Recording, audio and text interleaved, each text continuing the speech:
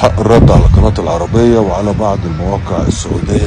الجمهور لفت انتباه ان هم سابوا الفيديو كله وماسكين على قلم بسيط طاير الكاب والنضارة بيلمحوا ان انا بكذب، لان مفيش ما يثبت كلامي. كل الفيديوهات اللي تداولوها عندهم ما بتثبتش كده. فالجمهور لقى الفيديو اللي بيثبت ده وتداوله اليومين الثلاثة اللي فاتوا علشان يثبت لقناة العربية اني مش كذاب، اني صادق وشجاع، اني طلعت اعتذرت، لان الاعتراف بالخطأ شجاعة، ولاني قوي، مش اني ضربت قلم طاير كاب ونضارة، لا، اني تملكت نفسي وكظمت غيظي واكتفيت بس بمسح الفيديو من على التليفون حتى من غير ما اكسره.